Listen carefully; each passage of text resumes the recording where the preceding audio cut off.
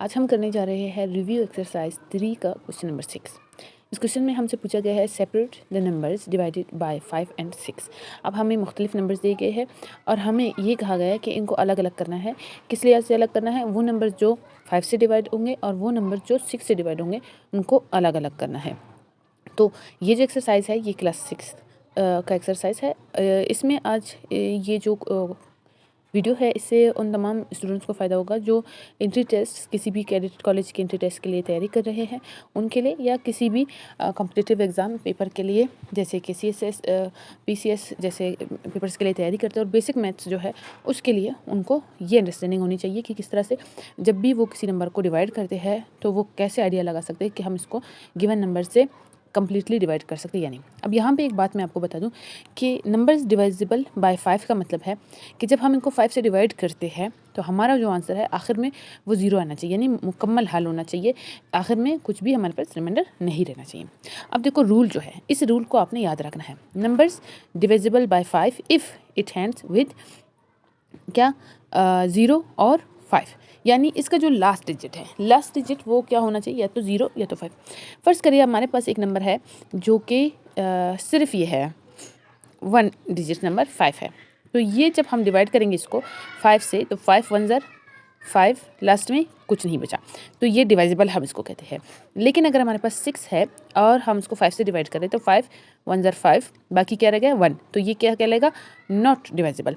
तो इस तरह से हम समझते हैं कि कोई भी नंबर डिवाइजिबल है या नहीं। उसके लिए हम क्या करते हैं, लास्ट नंबर को देखते हैं। लास्ट, अब ये एक ही डिजिट है तो ये 5 है तो ये 5 से डिवाइजिबल है। ये भी एक डिजिट है, ये 6 है, ये डिवाइजिबल नहीं है। इनकेस जब हमारे पास आता है 10 तो इसमें क्या होता है कि लास्ट डिजिट क्या है? 0 है, फर्स्ट डिजिट क्या है? 1 है। तो ऐसे केस के लिए उन्होंने कहा है लास्ट डिजिट। अब जो हमारे पास गिवन नंबर्स हैं उन्हें हमने देखना है।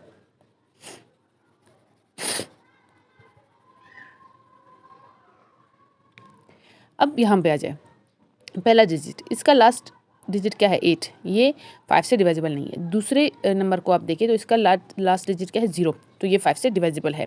देखो 5 8 0, लास्ट में क्या है? 0, और यहाँ पे रूल में क्या कहा? 0 या फिर 5, इसमें से कोई भी हो तो वो 5 से डिवाइजिबल है, तो ये नंबर हमने इंक्लूड कर दिया। नेक्स्ट इसको देख ले, ये क्या है? ये इसका लास्ट नंबर क्या है? 5, तो रूल के मुताबिक लास्ट में अगर 5 है तो वो डिवाइजिबल है। 7 8 5। अब इसका लास्ट देख ले तो 4 है, ये डिवाइजिबल नहीं है। इसका लास्ट 6 है, ये डिवाइजिबल नहीं है। इसका लास्ट 4 है, ये भी डिवाइजिबल नहीं है। अब ये वाला देख ले, इसके लास्ट में क्या है? 0, तो ये 0 है, तो इसका मतलब ये डिवाइजिबल है। यहाँ पे सिर्फ हम ये जान रहे हैं कि ये कोई भी नंबर डिवाइड होगा 5 से या नहीं। पहला स्टेप अभी भी किसी भी ऑपरेशन में मैथ का यही है कि आप समझ जाए कि ये हो सकता है या नहीं, उसके बाद उसको करना होता है। अब ये 6 है और ये 8, ये डिवाइजिबल नहीं है 5 से, एंड इसके लास्ट में भी 5 है तो ये भी डिवाइजिबल है। जो हमारे पास जो नंबर्स है जो डिवाइड होंगे वो टोटल 4 नंबर है। अब इनमें से जो पहला नंबर है उसको मैं डिवाइड करके आपको दिखाती हूँ कि देखो ये सच में भी डिवाइड होता है या नहीं। ओके, 5 मल्टीप्लाइड बाय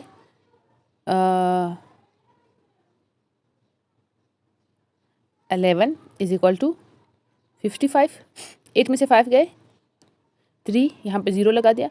5 6 ज़र 30, देखिए ये डिवाइड हो गया।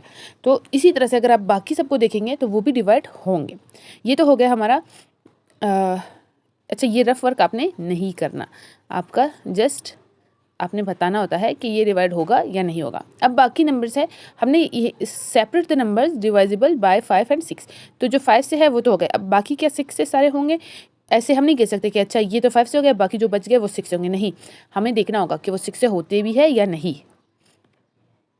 से है वो उन नंबर्स की जो 6 से डिवाइड होंगे तो उनको हम कैसे आइडेंटिफाई करते हैं। इसका रूल क्या है?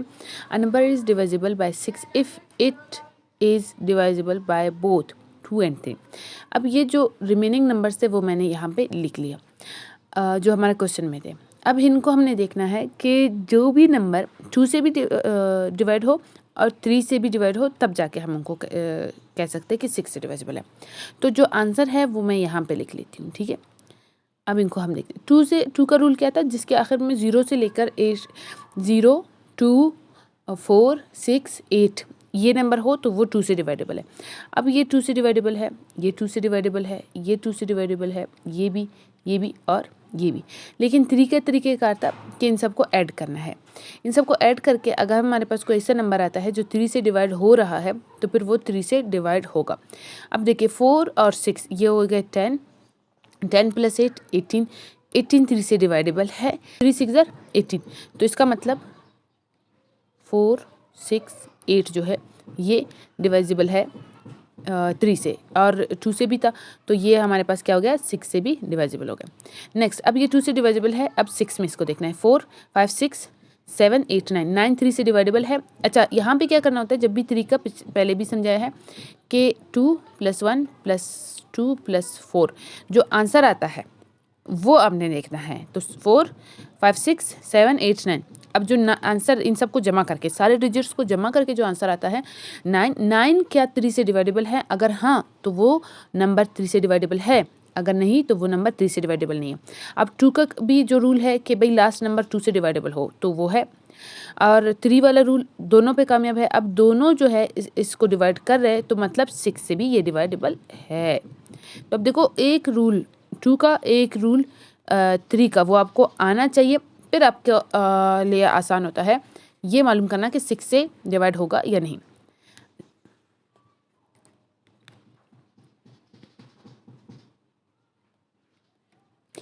ये जो क्वेश्चन है ये हर उस इंसान के लिए है जो 6 के स्टूडेंट तो है सो है, लेकिन जिसको बेसिक मैथ्स के जो कॉन्सेप्ट है वो सीखना है।